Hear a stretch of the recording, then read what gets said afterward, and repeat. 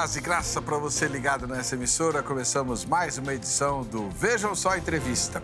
Hoje tratando de um assunto extremamente prático, importante, mas para o qual a maioria de nós cristãos não dá a menor pelota. Questão das explosões de ira, que nem precisam ser explosões muito grandes, mas a questão da ira, da raiva, da alteração de humor de forma negativa, muitas vezes não é levada a sério por aqueles que se dizem seguidores do Senhor Jesus. E aí, quando a gente esbarra ou tropeça em algumas falas do mestre, do tipo bem-aventurados os mansos, bem-aventurados os misericordiosos, né? A gente fica pensando, aí a gente vai para as cartas de Paulo, né? Para deixar a ira. Provérbios fala disso também. A Bíblia inteira fala que o cristão, aquele que segue ao Senhor Jesus, deveria ser uma pessoa cordata, centrada, como se diz hoje em dia, e não refém dos seus humores e principalmente do seu temperamento.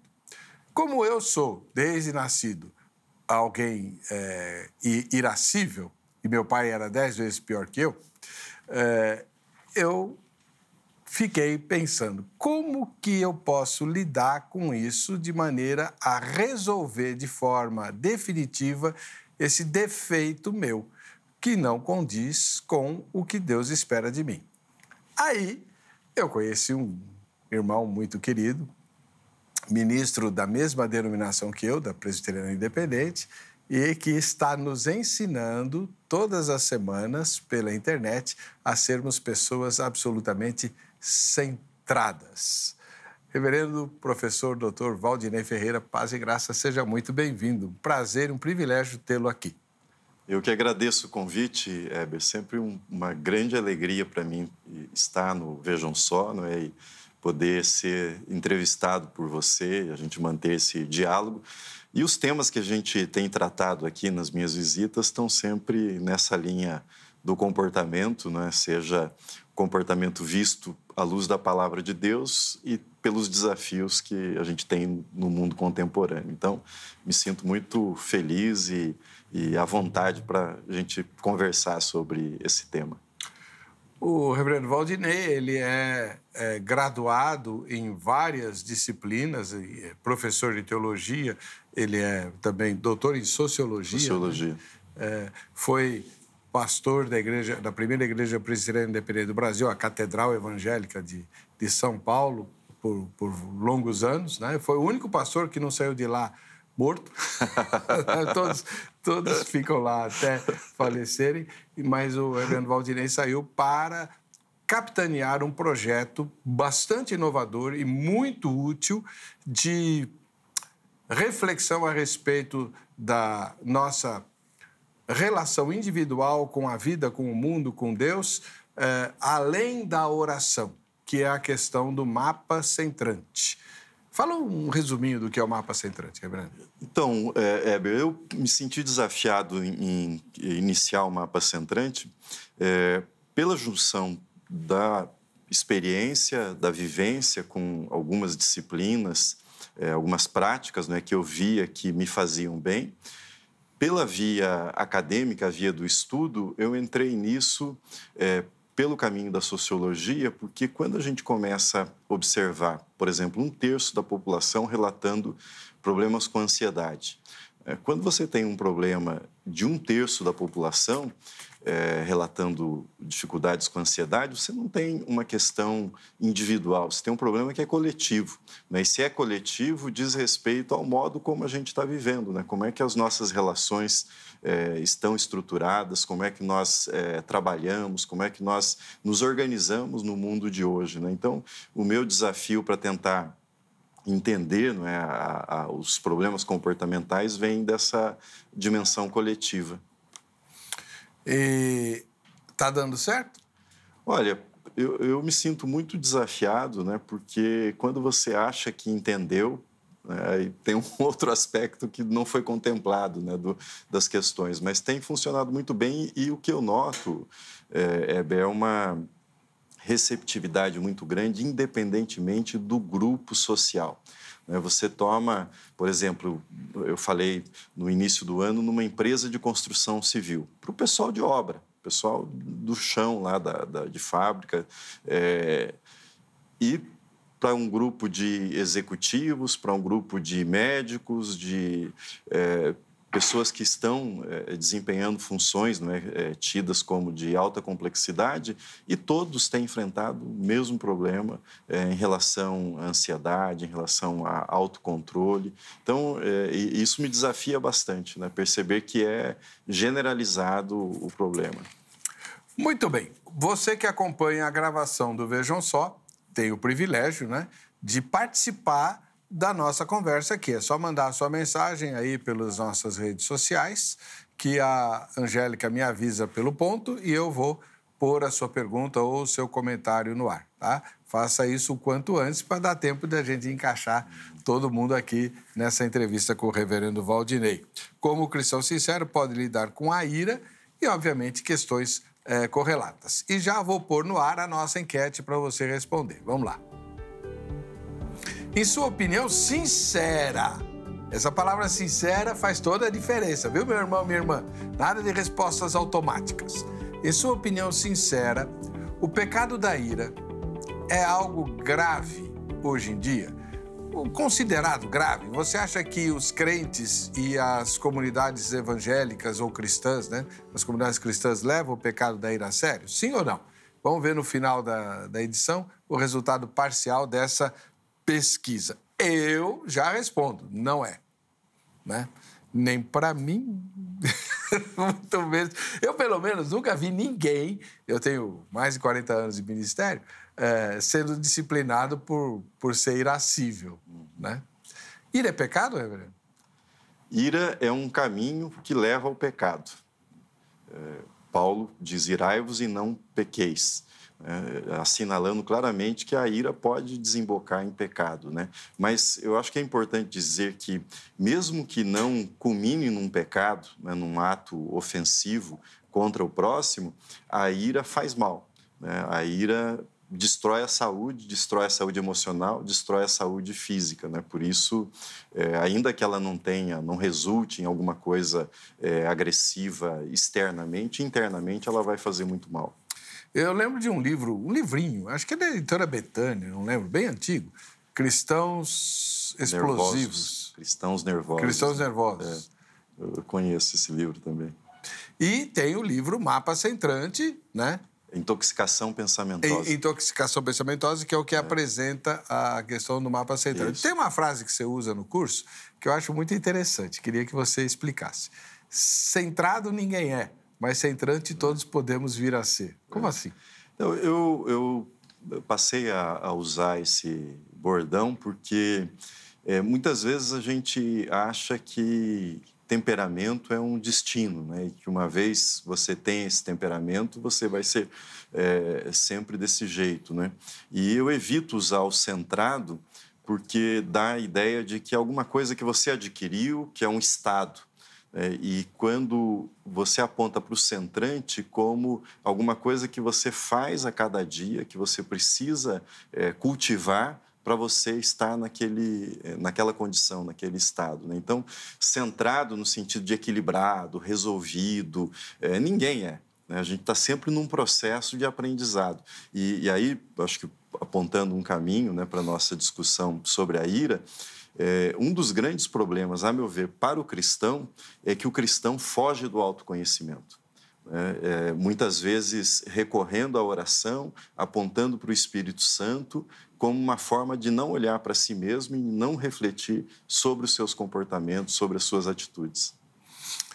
Uma das questões importantes, você tocou aqui no temperamento, Aí eu vou ter que te cutucar, usando o mapinha clássico lá do Tim LaHaye, dos 4 temperamentos, é muito fácil o irmão vir aqui falar sobre esse negócio de ser centrado, porque o irmão é fleumático. Mas a culpa de eu ser explosivo não é minha, foi Deus que me criou com o temperamento errado. A questão da personalidade é uma discussão que eu acho que tem que ser feita, O importante é a gente aprender a autorregulação emocional. Há pessoas que claramente têm um comportamento mais reativo, um comportamento que a gente chamaria de explosivo, mas isso não justifica a ira, né? E não justifica a agressão, a agressividade. Você pode usar essa iniciativa, essa prontidão, né, de um jeito positivo, né? E isso está muito ligado à autorregulação emocional, né? Do mesmo jeito que a pessoa que tem um comportamento passivo, né, aquela pessoa que a gente diz que engole sapo, que demora para reagir, também precisa de autorregulação para se tornar mais assertiva, porque isso faz mal também ter esse comportamento, né? Então, eu acho que o ponto é não negar a personalidade, a gente ficar bem com o jeito que a gente é, como Deus fez, né? Mas entender que isso, aquelas condutas que são negativas, que trazem prejuízo para a gente, trazem prejuízo para a nossa convivência, elas precisam ser observadas, né? E a gente pode atuar para que haja uma regulação emocional. Em sua opinião, por que as pessoas são explosivas ou facilmente irascíveis?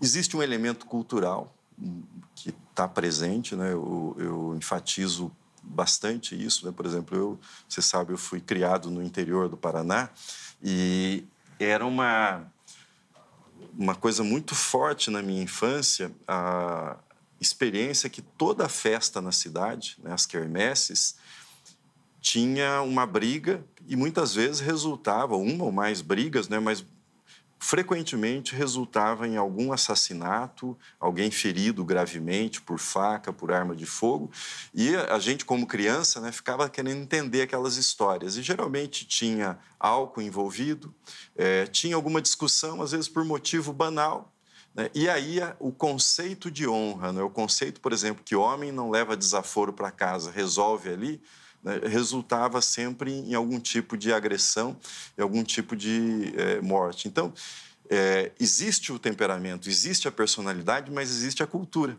E a cultura acaba moldando a sua resposta do que é aceitável e o que não é aceitável, né? E isso pode estar presente num elemento extremo, não é, desse tipo de cultura do interior, mas está presente na família também, do tipo de comportamento que se espera em cada ocasião.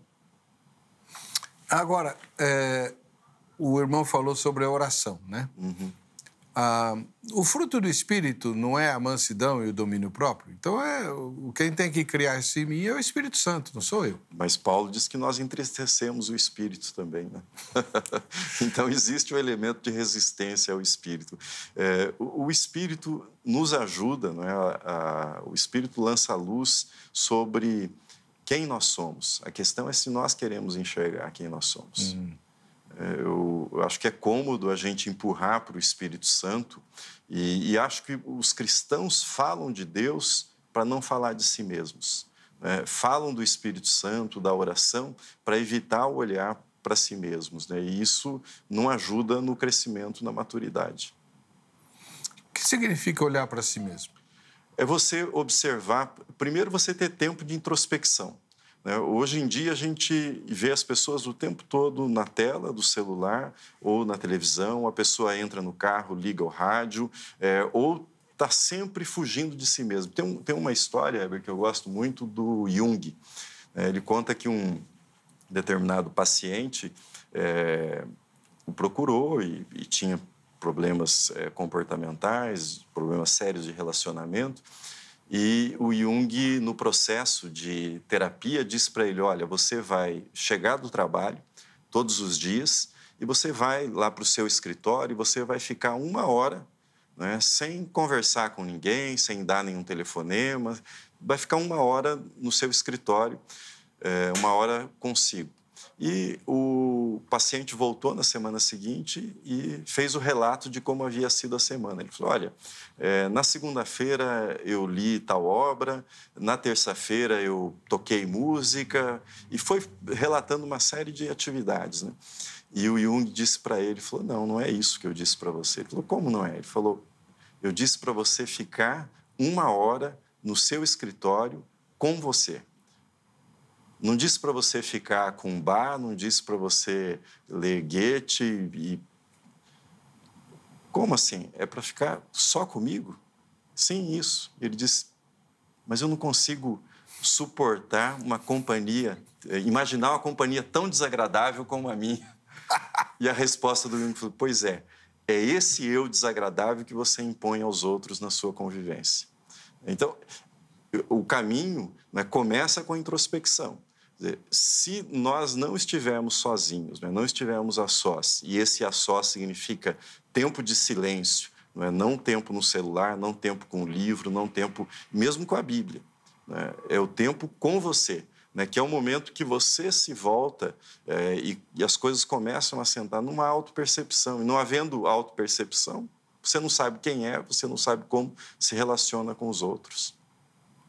É que tem uma música do Chico Buarque que ele fala fala de uma mulher lá que ela desfilava, né, e acabou grudando na fantasia, colando na fantasia. Não é o que acontece com a gente? Nós criamos uma imagem para consumo externo e, no fim, a gente acaba acreditando que é daquele jeito, não é? O filósofo Schopenhauer tem uma frase sobre honra que eu acho fantástica, né? Ele diz assim que honra é o excesso de opinião dos outros em nós. Quer dizer, é quando a gente se vê pela lente do outro. E quando você fala do papel, né, da identidade que a gente cria a partir desse papel, a gente se apega a isso, né? E se eu não for isso, quem eu serei? Né? O problema é que nós nunca somos uma coisa só, né? Um único papel. E o que a introspecção faz é justamente esse momento, quem eu sou fora desses papéis que eu estou desempenhando, né? Não é que a gente não tenha que desempenhar papéis, né? Papel de pastor, professor, pai. Você tem um tipo de expectativa na interação, mas se você ficar reduzido aos papéis, isso vai bloquear todo o processo de autoconhecimento. Como é que a gente faz isso na prática? O silêncio, né? Você ter tempo de silêncio é algo importantíssimo. A própria terapia, né, é um recurso também importante. Já estive aqui falando também sobre meditação como um recurso importante. Hoje, tudo é feito para sequestrar as nossas emoções e sequestrar a nossa atenção. A nossa atenção pula de uma coisa para outra o tempo todo, né? Então, a percepção de si ela fica cada vez mais difícil, cada vez mais desafiadora, né? E sem esse autoconhecimento, eu fico à mercê dos estímulos. Será que era por isso que Jesus passava muito tempo sozinho? Sem dúvida, né? Ele tinha o tempo dele com os apóstolos, com os discípulos, o tempo com a multidão, mas os evangelhos reiteradamente afirmam, né? Ele se retirou para ficar a sós, se retirou para orar.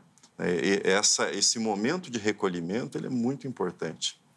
A meditação esteve durante muito tempo entre nós cristãos aqui no Brasil, associada com coisas ruins do Oriente. Ela não é uma coisa ruim? Eu sempre insisto, né, que na perspectiva cristã, meditação não é esvaziamento, né, não é esvaziamento da mente. A meditação, e um autor que você conhece bem, o Richard Foster, ele diz que meditar é preparar o santuário do coração para que Cristo possa reinar. A figura que eu uso, em vez de pensar no esvaziamento, né, é melhor você pensar numa arrumação, né, numa ordenação, numa organização, porque está tudo muito bagunçado, né, e você precisa dessa ordem interna para que Cristo venha reinar nesse santuário que é o coração. E esse é o processo do método centrante. Isso. Né? Levar você a ver a bagunça, admiti-la, né? E começar a arrumar.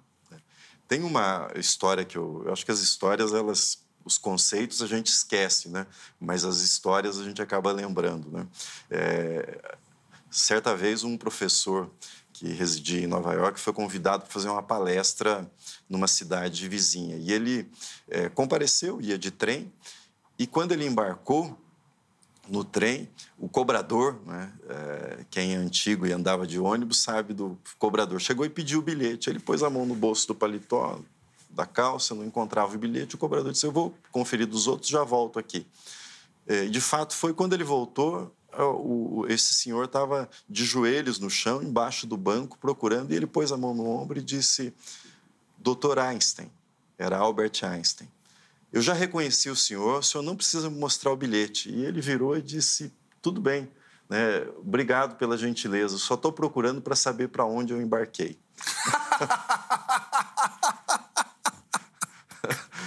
Eu acho essa história fantástica, porque a maioria de nós não sabe para onde está indo na vida. Não tem um mapa, não sabe a direção. Então, a gente vive ao sabor de cada dia, não é? Sem rumo, sem direção. E a ideia do mapa centrante é que você pode estabelecer, né? Pode ter uma direção para a sua vida. Essa é muito boa. Mas, reverendo, me diz uma coisa. A gente vai ficar zen igual os monges do Tibete? A ideia, não é, desse zen, não é, dessa felicidade, de não enfrentar contrariedades, acho que atrapalha muito, né, esse processo de autoconhecimento, porque aí, diante da primeira contrariedade, se diz: isso não serve para mim, né? Isso daí eu preciso entrar no mosteiro, isso é para os monges, não é? Quando, na realidade, o objetivo é você cultivar uma atitude constante de aprendizado. Essa ideia, você imagina o seguinte: nós temos 52 semanas no ano. Se você conseguir progredir a cada semana 1% no seu comportamento, né, eliminar aquelas coisas que são ruins, que são destrutivas do ponto de vista físico, emocional, agregar práticas que ajudam a construir. No final do ano, você já melhorou mais de 50%. Em 10 anos, quanto é possível progredir? Então, são as pequenas atitudes, os pequenos hábitos que trazem para a nossa vida esse bem-estar. Não é? E não é uma mudança de local, né, de estado pela qual a gente vai obter isso. Agora, vamos voltar para a questão da ira, né? Existe a questão temperamental, há pessoas que são mais reativas, como o irmão mencionou, né? E a questão cultural. Eu lembro que eu trabalhava na cultura inglesa quando estourou a Guerra das Malvinas. Aí o Ernesto Paglia foi lá na cultura onde eu trabalhava tentar entrevistar um inglês. Porque ele falou assim para mim: é o seguinte, argentino eu já entrevistei de monte, eles querem falar da guerra. Agora, em inglês, todos eles se recusam a falar. E, de fato, eu não consegui um professor inglês que desse a entrevista. Aí a diretora, que era uma luterana húngara, Dona Ana, nossa, como eu gostava da Dona Ana, ela falou assim: esse caso mostra bem a diferença da fleuma, né? O argentino, o inglês, aquela coisa, né? Então, existe um aspecto cultural muito, muito forte, né? Que diferencia. Agora, cristão não tem nacionalidade. Cristão é seguidor de Jesus. Como é que ele faz se ele nasceu num lugar onde a gente tem... Somos latinos, vamos chamar assim. Como é que ele domina a própria ira? O Gregório Magno, né, um dos pais da igreja, ele usa essa figura para falar da ira como um dos pecados capitais. Ele fala daquelas pessoas que... Ele compara a ira à madeira, né? A personalidade da pessoa à madeira. Aqueles que pegam fogo rapidamente. Aqueles que demoram para pegar fogo, mas depois também demoram para apagar, né? Depois que estão em chamas, né? Esse elemento cultural, ele é importantíssimo. A consciência desse elemento cultural. E aí a gente entra com o apóstolo Paulo, Romanos 12, né? Quando ele diz: rogo-vos, pois, irmãos, pelas misericórdias de Deus, que não vos conformeis a este século, mas transformai-vos pela renovação da vossa mente. Né? A cultura não pode ser uma escora, assim como o temperamento, para que a gente se recuse a entrar num processo de transformação, de renovação da mente. Então, reconhecer a cultura e entender que todas as culturas foram feitas por Deus, não é? Tem a bênção de Deus, mas isso não significa a aprovação divina para os elementos que resultam em destruição, que resultam em morte. Tá, vou pegar um caso prático, né? Cada vez que eu tenho que vir para São Paulo, eu tenho que pegar a rodovia Fernão Dias. E ela é, talvez, o meu principal desafio para o equilíbrio emocional. Por várias razões. A pior delas são os motoristas abusados que se acham donos da estrada e grudam no teu carro exigindo passagem, mesmo quando não tem lugar na direita para você dar passagem. Como não se irritar com isso? Como não se irritar com o motorista de caminhão que você está embalado e aí ele simplesmente sai para a esquerda para não perder a subida dele, né? Ele está atrás de outro caminhão, né? E mais lento do que ele, e você é obrigado a perder o teu impulso, gastar muito mais combustível para ter retomada depois. Como não se irritar com os abusados? Esse elemento que você levanta do trânsito é importantíssimo, né? Eu fiquei muito impressionado, acho que todo mundo, há coisa de 2 meses, com aquele episódio no trânsito em Santos, que um senhor estava cruzando a rua com um neto e alguém avançou com o carro perto da faixa e ele pôs a mão no capô do carro, né? Num gesto de, tipo, espera aí, né? E cruzou e o motorista desceu e deu uma voadora no peito e a pessoa veio a falecer, né? No trânsito acontecem coisas terríveis, né, de reações, né? Então, essa consciência de que você vai para uma situação que é uma situação de estresse, né, que é uma situação que pode te predispor a agir não só num xingamento, numa buzina, mas, inclusive, a uma agressão física, não é, com desfecho que pode ser imprevisível. Então, essa consciência, eu acho que é o primeiro passo, né? E aí tomar algumas medidas, né? Se eu sei que vai demorar, eu posso me antecipar e sair meia hora antes, porque quando a gente está atrasado, né, as coisas te irritam mais, né? Outra coisa, normalmente, né, aquele episódio do trânsito ele é só o transbordamento, muitas vezes, para outros elementos de frustração que já estão presentes, que não foram resolvidos e que aí você tira a tampa e aquilo transborda no trânsito, né? Então, ter consciência que é um momento de estresse, utilizar estratégias, por exemplo, eu vou usar esse tempo, vai demorar, eu vou usar o tempo para ouvir alguma coisa interessante, me programar, né? E aí tem, uma coisa muito importante que é a diferença entre reação e resposta. O estresse, não é, que é o que desencadeia a nossa ira, ele tem um elemento orgânico que é de reação. Quando você está numa situação como você descreveu, alguém buzina, né, te xinga no trânsito, você tem na corrente sanguínea o cortisol e a adrenalina que são jogados, que é a disposição lutar ou fugir, né, que é o elemento presente do medo. Já a resposta, né, é quando você sai desse espaço e desse lugar do cérebro, que é a amígdala, que é o lado mais primitivo, né, o chamado cérebro límbico, e você vem para a região do córtex pré-frontal, que é quando você analisa as possibilidades. Só de você fazer esse movimento de análise, você esfria a ira. Só essa passagem.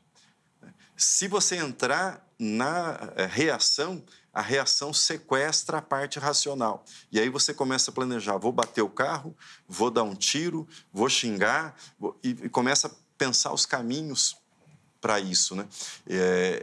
Aí a gente volta no tema da meditação, da introspecção. Quanto mais você tem recolhimento, mais você treina a sua capacidade de resposta e inibe a possibilidade de reação, que é o que leva a esses desfechos que são trágicos.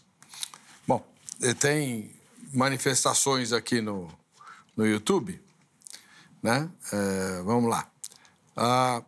Nossa, o texto é comprido.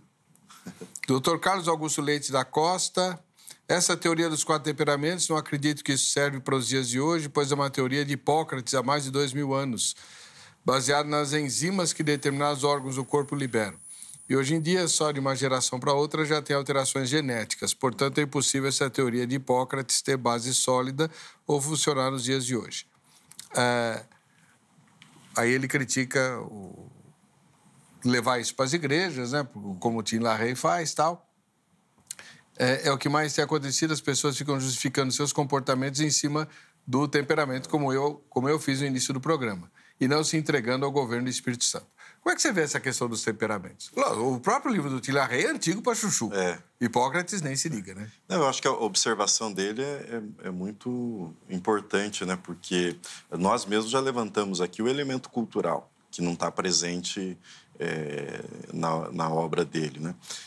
Acho que a personalidade ela é muito complexa, né? Ela tem um elemento genético, sem dúvida, ela tem um elemento do ambiente, né, do que é estimulado, o que é inibido, né, e isso tem de ser levado em consideração, né? Por isso, mais do que investir numa classificação e dizer, olha, esse aqui é o meu retrato, eu entendo que é interessante você estar num processo de autoconhecimento e de busca do centramento, né?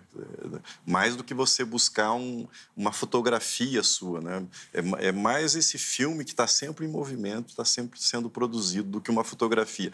Os 4 temperamentos, ele põe fotografia, isso é estático, né? A vida é dinâmica. Você mencionou, né, que a minha personalidade é na direção da calma, mas eu saio na rua e alguém pode me xingar e a minha reação ser modificada, né? Então, prestar atenção nesse dinamismo é muito mais interessante. Eu estava só te cutucando. Agora, voltando a falar da questão da ira, né? Existem armadilhas, mesmo na questão da meditação. Então, eu vou buscar me autoconhecer, eu vou pensar... Eu já fiz isso, então estou dizendo porque eu sei. A primeira coisa é eu tentar encontrar razões para eu ser como sou. E essas razões são sempre culpa dos outros, nunca minha. Sim. Não é verdade? É o famoso ditado, né? A culpa é minha, eu coloco em quem eu quiser, né? Boa. É muito comum, né, a gente terceirizar, né? E no que diz respeito ao autoconhecimento, a gente precisa de gentileza, né? Precisa de autoaceitação. E mesmo uma prática de autoconhecimento, como é a meditação, ou a leitura, ou outras práticas, às vezes a gente se cobra muito e, ao se cobrar, a gente fecha a oportunidade de entender por que eu estou reagindo daquele modo. Então, quando eu dou os cursos de meditação, eu sempre digo para as pessoas, mesmo quando você não meditar, você fugir da meditação, seja gentil consigo e tente compreender por que você está fugindo. Por que você está se esquivando desse momento de silêncio. Isso ajuda muito no aprendizado.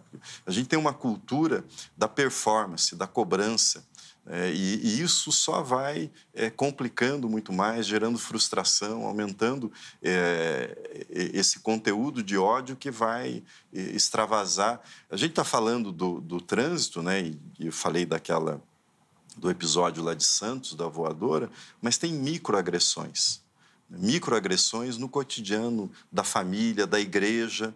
Eu gosto de uma expressão, se não me engano, é do Rick Warren, que as piores feridas no rebanho não são feitas por lobos, mas pelas outras ovelhas. Quer dizer, palavras, atitudes agressivas ou, às vezes, daquela ira passiva que não extravasa, mas que está ali contida, mas que está machucando a outra pessoa. Essa é uma questão muito importante hoje. A pergunta que eu queria te fazer é exatamente isso. Nós vivemos um tempo, agora, né, em que o importante é o indivíduo, a minha individualidade, né? E os relacionamentos têm sofrido muito por causa disso, mais do que, 50 anos atrás, onde, obviamente, já havia individualismo, mas ele era mal visto. Hoje ele é bem visto, até nos louvores, né? A maioria esmagadora das músicas novas tirou o nós e fala do eu, né? Essa questão do autoconhecimento, da meditação, da busca de ser centrado, não ajuda no individualismo? Não, porque o que a gente está chamando de individualismo, né, vai muito nessa direção do narcisismo. Isso. Né, da satisfação dos meus desejos. Né? E o que a meditação ela produz é justamente a redução das expectativas. Né? E grande parte do nosso sofrimento nessas interações com as outras pessoas vem de expectativas que nós criamos, que são fantasiosas, não correspondem à realidade. Eu diria para você que sem expectativas a gente vive melhor.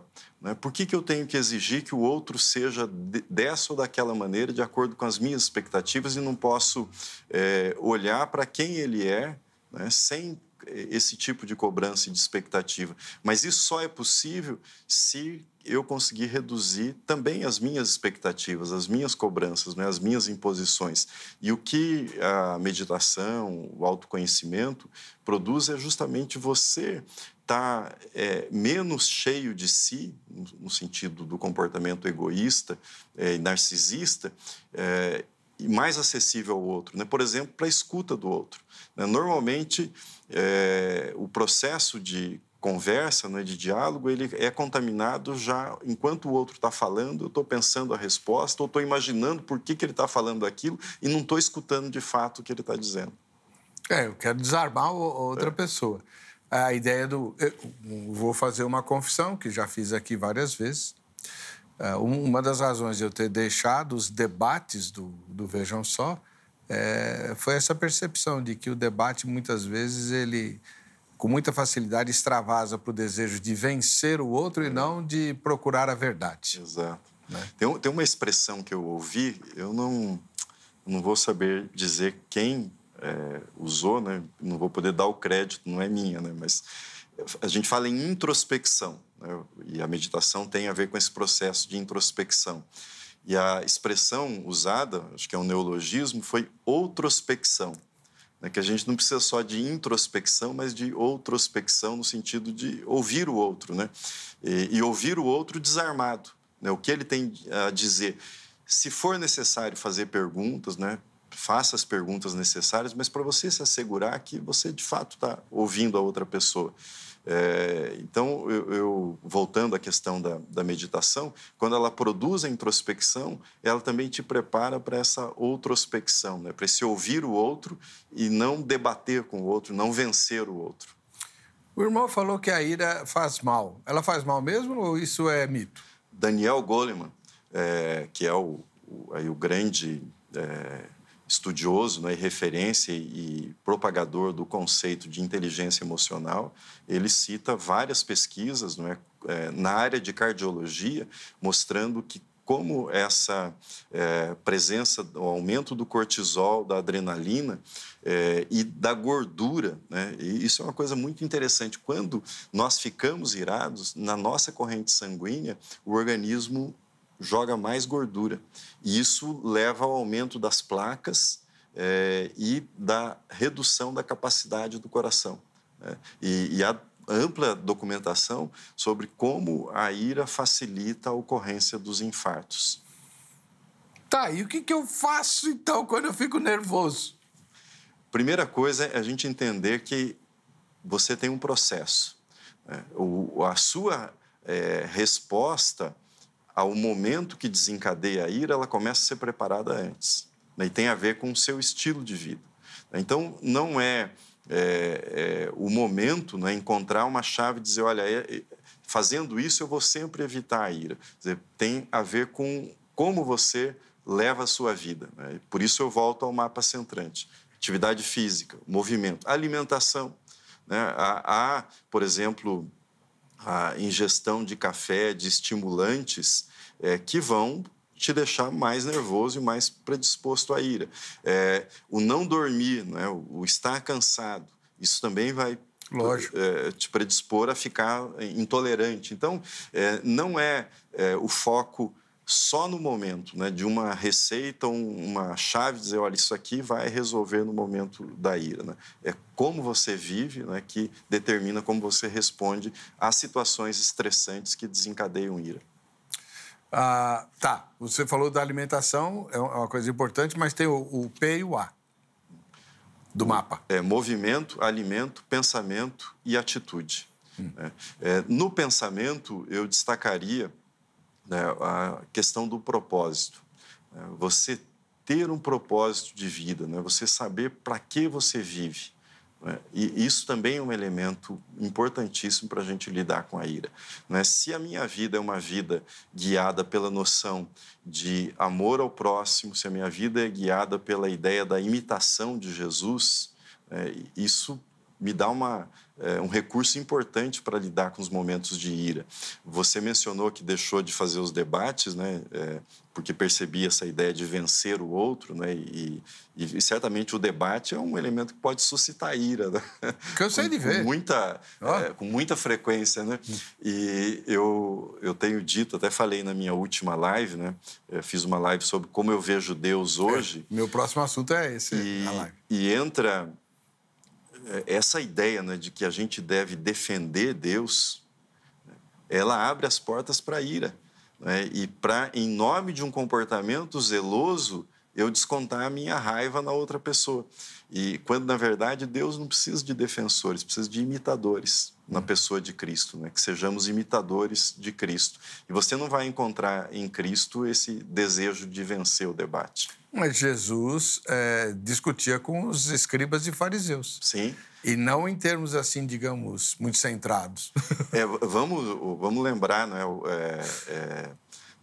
duas passagens importantíssimas da vida de Jesus. Marcos 3, não é? Quando ele está na sinagoga e tem o homem da mão ressequida e ele fica irado. Né? Algumas traduções dizem que ele irou-se, e outras que ele ficou indignado ao ver a atitude dos fariseus e escribas. Né? Então, ficar irado não é algo que você deva evitar ou que você nunca vai ficar. Aí vem a história do Aristóteles. Né? A questão não é ficar irado, é ficar irado no momento certo, com a pessoa certa, pela razão certa, que é difícil. Saber esse momento. A razão da minha ira, né, ela se justifica do ponto de vista do amor ao próximo. Jesus ficou irado pelo modo como eles estavam tratando aquele homem. Né? Mas o que ele fez com a ira dele? Ele poderia ter feito com que o fariseu ficasse cego, né, que ficasse mudo, se voltado contra ele, curou o homem. A ira dele produziu um bem. A pergunta é: que bem a minha ira produz? Essa é boa, hein? Que bem a minha ira produz. Que não seja a minha autossatisfação, né? Exato. Ou a destruição do outro, né? Nos debates era isso. Por Exato. isso que eu acabei falando, não, isso aí... Porque, na verdade, o objetivo do debate, até hoje né, no Vejam Só, é mostrar a pluralidade e beleza do corpo de Cristo. Sim. Todos são cristãos, embora não sejam iguais e não pensem iguais, né? Dentro daquilo que é, obviamente, livre para se ter opiniões diferentes, como Romanos 14 mostra. Agora, a ideia de vencer é que acaba prevalecendo, em vez de vamos procurar a verdade, né? Da maneira como Deus espera que a gente faça, principalmente quando fazemos meditações. Toda vez que eu vejo você falando de meditação, eu lembro dos pais do deserto. Eles têm alguma contribuição a dar? Eu acho que a grande lição deles, né, é essa demonstração de que você pode estar sozinho, estar com Deus, né, e que isso ajuda a comunidade também. Isso é um bem para a comunidade, porque tem uma definição que é do Max Lucado, que eu acho fantástico, que ele diz que solidão não vem de estar sozinho, vem de se sentir sozinho. Você pode estar cercado de gente e se sentindo sozinho, sozinha. E você pode estar a sós, né, como é o caso da meditação, e em comunhão com os outros, né, na sua disposição, na sua abertura para os outros, né, inclusive intercedendo de uma forma mais eficaz pelas outras pessoas. Você falou uma coisa muito importante, que é uma das armadilhas que a gente cai com grande facilidade hoje. Acho que sempre caiu, mas hoje mais do que nunca. De querer defender Deus. Então, por exemplo, você tem um vídeo muito, muito bom, acho que continua disponível, quando houve a inundação do Rio Grande do Sul, né? E em que o irmão usa o livro de Jó para mostrar onde está Deus nas tragédias, né? E o faz de forma muito feliz, muito eficiente. Esse vídeo continua disponível? Sim, está disponível. Quem quiser ver teus vídeos, como é que faz? Tem que acessar o canal do YouTube, Mapa Centrante. Lá são 68 lives, né, todas nessa temática do Mapa Centrante, estão todas disponíveis, ou pelo Instagram, né, que é Mapa Centrante também no Instagram. Os Estão vídeos ficam arquivadas lá. Quem quiser começar hoje, pode? Pode ir na sequência lá, da primeira live até a última, que foi domingo passado. Agora, tem aqueles que são os patrocinadores. Como é? Os apoiadores. Aí precisa entrar no site, né? Tem lá um QR Code. Você pode apontar o celular no QR Code e vai para o site. E aí você pode se tornar um apoiador da live, que ajudar, não é, nesse tempo que eu dedico para a preparação das lives, que exige um tempo de preparação. Não, lógico, né? Até eu queria saber de onde você tira tanta coisa, né? Isso vem da leitura, né? Eu sou apaixonado por esse tema, né? Na verdade, você mencionou o pastorado da igreja, né? Eu decidi que eu deixaria o pastorado e ia me dedicar ao ensino, né? E também a esse trabalho de palestras, de produção de conteúdo, porque eu entendi que a minha vocação é essa. É a produção de conteúdo e conteúdo sobre esses temas contemporâneos nessa relação com a sociedade, com a teologia, né, que é o que eu tenho feito. Você continua dando aula? Continuo lecionando. O que você está lecionando? Leciono homilética, que foi a primeira disciplina que eu lecionei na grade, né, a seu convite. Eu leciono homilética, leciono igreja e sociedade, protestantismo e cultura, e teologia e direitos humanos. Maravilha.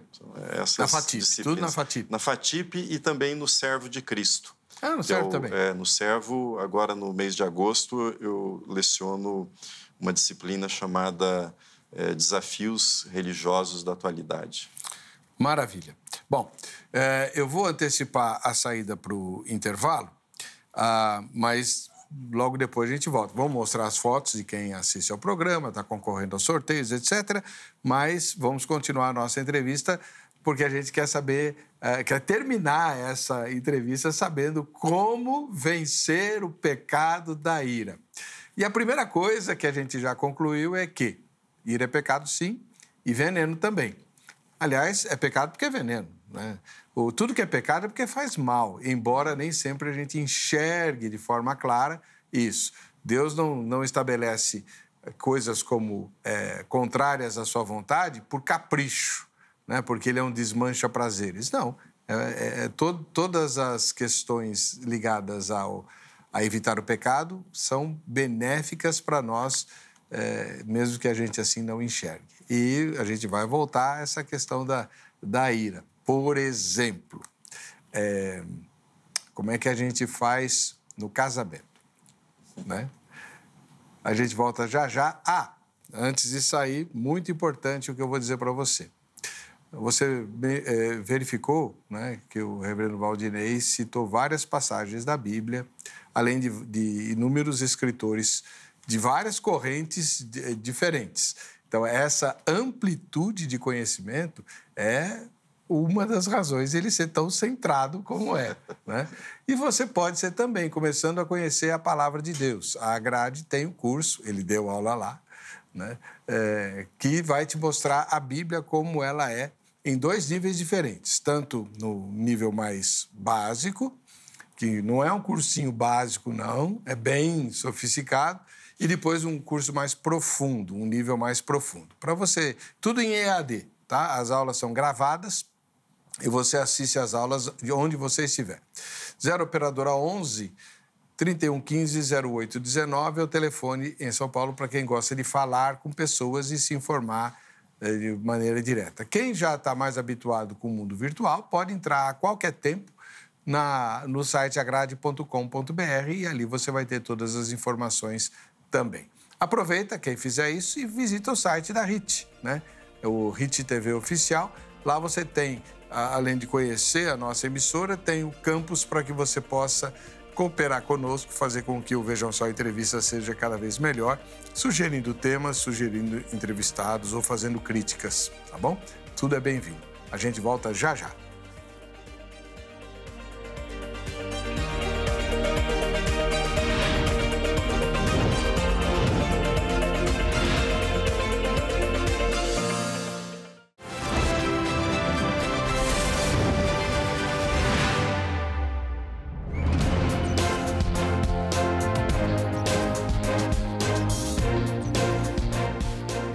Esse é o Vejam Só Entrevista, que hoje explora a questão da ira, mas a gente vai dar lugar à ira agora, né?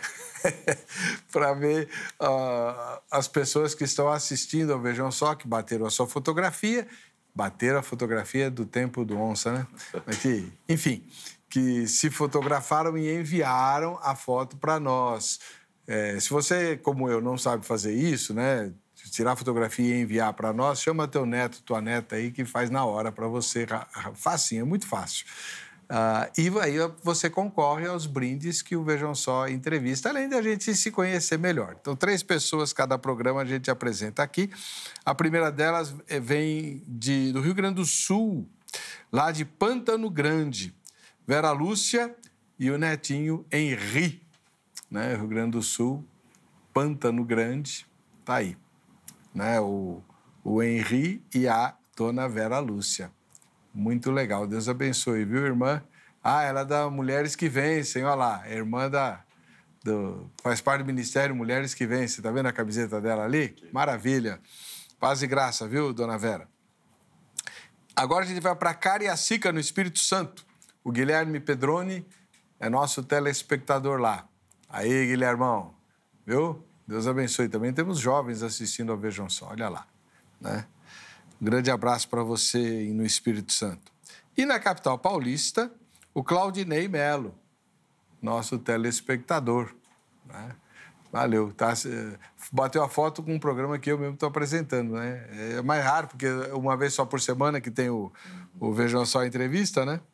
Valeu. Deus abençoe, viu, Claudinei? Um grande abraço para você e, quando puder, entre em contato com a gente pelo Facebook e combina o dia, se você quiser, vir assistir a gravação aqui ao vivo no estúdio, já que você mora na capital paulista, fica fácil, né? O nosso estúdio fica aqui bem no centro da capital. Muito bem.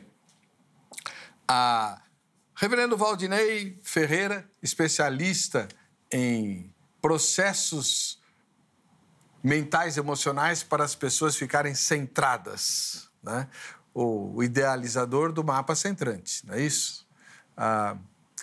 Quem quiser mais informação, as redes sociais do Reverendo Valdinei estão sendo publicadas ao longo da entrevista e estarão arquivadas nas nossas redes sociais para que você possa depois acessar. Então, Reverendo, como interesse meu, né? Como lhe falei antes do início da gravação. Eu comecei a acompanhar o trabalho do Mapa Centrante, depois acabei me perdendo e perdi os episódios. É possível começar do início e seguir como se você estivesse começando hoje? Sim, entrando no canal no YouTube ou no Instagram, os vídeos estão todos lá, né? Sempre procurar episódio 1, episódio 2, episódio 3, né?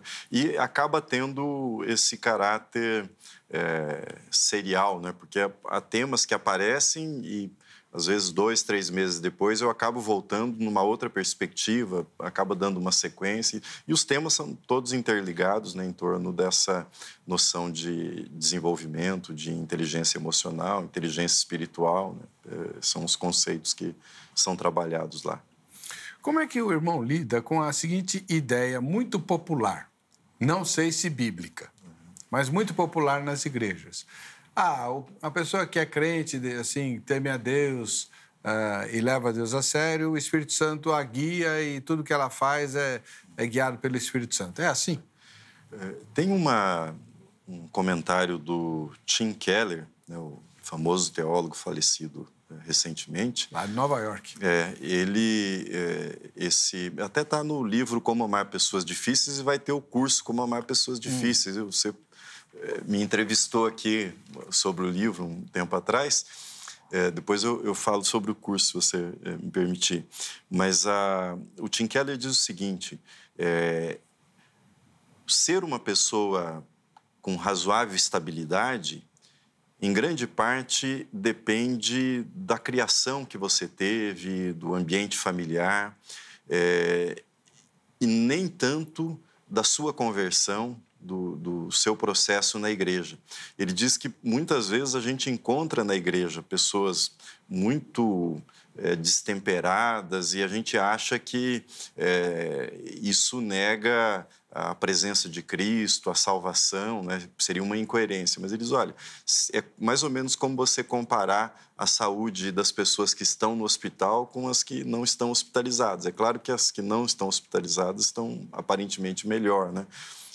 Então, eu acho que essa consciência, né, de que você tem outros fatores que contribuem para o modo como você lida, por exemplo, com a ira, que não a fé, né, e a própria Bíblia, e às vezes, como a gente falou da questão dos debates, às vezes a própria noção de zelo, ela pode esconder outras fontes de agressividade que não foram tratadas e que tem um revestimento nobre, não é, em nome da fé, para minha agressividade. Saulo de Tarso talvez seja o exemplo mais perfeito.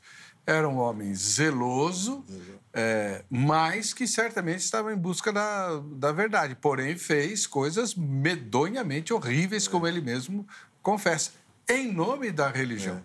Eu tive uma experiência numa Assembleia Geral, num concílio da igreja, em que um pastor agredia todo mundo no concílio. E quando ele usava a palavra, era de uma violência, né, verbal muito grande. E um amigo, também pastor, que é psicólogo, ele chegou para mim e disse, vamos chamar aquele colega para uma conversa? Eu falei, não, de jeito nenhum, né? Do jeito que ele está bravo, né? Mas aceitei, né? Ele me convenceu e chamamos e nos assentamos num café. E esse colega disse para aquele pastor que estava muito agressivo, assim, você está passando por algum problema? Aí ele se espantou, né? Ele disse, porque essa agressividade sua não é dos assuntos que estão sendo debatidos, porque você é o único que está nessa exaltação. E aí ele disse, eu estou passando por um problema familiar, e aí se abriu, começou a chorar. Então, muitas vezes a gente transporta para o ambiente da fé, da igreja, da vivência, uma agressividade que tem origem em outras áreas da nossa vida. Sobre aquilo que a gente falou antes do bloco, antes do intervalo, é muito fácil você irar-se porque você não tem as mesmas amarras ou vigilâncias ou, sei lá, as mesmas máscaras quando você está no ambiente doméstico. Então, no ambiente do lar, a pessoa explode com muito mais facilidade. Isso é ruim, não é? É ruim porque são as pessoas que convivem mais com a gente, né? As pessoas que nós amamos, que nos amam, e o principal lugar onde a nossa história, a nossa identidade é construída, né? Então, essas explosões no ambiente doméstico, elas acabam corroendo, né, a nossa paz, a felicidade. Mas uma coisa que eu acho que vale a pena dizer, eu acho que o C.S. Lewis menciona isso num dos livros, que a gente acaba fora tratando todo mundo com gentileza, né, por dever profissional, e aí vem e dentro da casa acaba explodindo e fazendo essa transferência, né? Eu entendo, né, que é muito importante a gente desenvolver a assertividade, que é a capacidade de você, muitas vezes, fazer um confronto, mas com controle daquilo que para você não está soando bem, que está te deixando desconfortável. Mas muitas vezes a gente não faz esse confronto e isso se acumula como ressentimento, né, como mágoa, e em algum momento vai transbordar, às vezes, com a pessoa que não tem nada a ver com isso. Então, Jesus fazia isso, não fazia? Exato, confrontar. Com os discípulos e mesmo com a multidão. Agora, o irmão mencionou redução de expectativas como uma das estratégias para se alcançar, ou como uma das atitudes em busca da centralidade, né, de ser centrado. Isso não empobrece a vida? Redução de expectativas não é você baixar a régua, ou ter padrões que não são padrões elevados. É diminuir a idealização. Metas, objetivos, persegui-los, todos nós devemos estabelecer e ter esses objetivos, mas eu digo, na interação com as outras pessoas, nós idealizamos as respostas, as expectativas, seja numa relação conjugal, num romance ou num relacionamento com um amigo, com um irmão da igreja. A gente cria uma idealização e essa idealização empobrece a própria realidade, né? A percepção de quem a pessoa é, das qualidades que ela tem, também dos defeitos, mas o real, né? Não o imaginado. Então, isso que eu chamo de reduzir as expectativas, né? Não é não perseguir padrões elevados de santificação, de bem-estar. Dê exemplos de como a gente pode se irar e não pecar. Eu queria citar uma coisa que eu acho que é muito importante, né, da atualidade, é a gente prestar atenção nos gatilhos. E um dos grandes gatilhos que a gente tem hoje é o uso das redes sociais, né? O compartilhamento de conteúdo via WhatsApp. Se sabe hoje, por inúmeros estudos, que o ódio engaja, né? Que quando você desperta na outra pessoa raiva, né, ela tende a compartilhar esse conteúdo. Então, ficar atento se isso não está envenenando você, né, o nosso telespectador. Quer dizer, como você usa as redes sociais, que tipo de conteúdo você compartilha. E principalmente, acho que no ambiente da política, mas de temas comportamentais, às vezes acontece de você compartilhar um vídeo que você achou interessante, esclarecedor, só que a pessoa que recebe está num outro momento. E ele recebe num registro, mas isso aqui é uma provocação. Em grupo de família acontece muito isso. E aí, né, o pessoal quebra o pau, briga, sai do grupo, né, por essa... Então, prestar atenção. O que isso desperta em mim? Em termos de exercício também, uma coisa que é muito, muito enriquecedora é a chamada escrita terapêutica, que é você... os americanos usavam muito o diário, né? A gente não tem esse recurso, né? Não é tão frequente na nossa cultura, principalmente escrever à mão, né? Você tomar, por exemplo, o período da manhã, o meio-dia, a noite, né? Em 3 momentos, ou em um momento do dia, como é que eu estou me sentindo agora? Eu estou com raiva, estou triste, estou alegre, o que está acontecendo ao meu redor que tem a ver com esse sentimento? Esse é um tipo de escrita que ajuda muito no autoconhecimento. E você perceber que, muitas vezes, o modo como você está se sentindo não tem a ver com aquele momento, mas tem a ver com fatores de longo prazo na sua vida.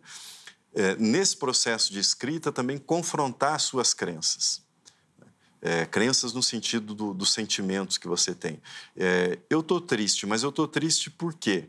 Está me faltando comida, está me faltando teto, eu fui humilhado, eu penso que eu fui humilhado, eu fui esquecido, fui desprezado, eu não sou amado. Quando você escreve e você escreve a resposta, isso dá o tempo de esfriamento no cérebro, principalmente em relação à ira. E quando você esfria, você percebe que você já não dá aquele curso de vazão, de extravasar de uma forma agressiva. Tem um curso aí que você vai ministrar, né? Exato, e grande parte desse curso eu devo aí o encorajamento seu com o tema do como amar pessoas difíceis, né? E é um tema que sempre que eu volto desperta muita curiosidade, então eu vou fazer um curso online, começando na segunda semana de agosto, e está lá no site, né? Você pode entrar em mapacentrante.com, e você vai clicar em cursos e tem lá como amar pessoas difíceis e toda a orientação como se inscrever. Serão 4 encontros com 2 horas de duração cada encontro, né, em que eu discuto aí o passo a passo, né, o que é uma pessoa difícil, né, como você lida com uma pessoa difícil, né, como você olha para si mesmo, para ver também quão difícil você é. Maravilha. São vários livros, né, que o irmão já publicou em diversas áreas do conhecimento e esses últimos são mais voltados para a questão dos sentimentos e das emoções, não é isso? Do desenvolvimento pessoal, né? Maravilha. Muito obrigado pela entrevista. Esperamos o irmão muitas outras vezes aqui, né? E quem quiser entrar em contato com o reverendo Valdinei, como eu disse antes, as redes sociais nossas registram o contato dele, além do que foi publicado durante a matéria, tá bom? Mas a chave é o mapacentrante.com, é um site. Isso. Né? A partir dali, no Instagram é @mapacentrante. Mapacentrante. A partir dali você tem todo o caminho. Vamos ver como é que ficou o resultado da enquete? Em sua opinião sincera, o pecado da ira é algo grave hoje em dia? Vamos lá. Sim, 65% e não, 35%. Pois é, mas se é grave, quantas pessoas têm sido chamadas à atenção ou disciplinadas, né, na igreja pelo pecado da ira? Eu creio que nós achamos que ele deveria ser grave, mas não nos comportamos como se ele de fato fosse, né? Mas ele é. Inclusive porque traz prejuízos gigantescos à saúde pessoal, à relação com Deus, né? E Jesus tem uma fala muito tenebrosa lá no Sermão do Monte, quando ele diz assim: quando você vem adorar a Deus e se lembra que alguém tem alguma coisa contra você, pare de adorar a Deus e vá se reconciliar com Ele primeiro. Misericórdia. Pois é, o Mapa Centrante vai te ajudar a fazer isso efetivamente. E ajudar também a que menos pessoas fiquem aborrecidas com você no futuro. Vamos lá. Deus abençoe. Na próxima sexta-feira estaremos juntos com a graça de Deus.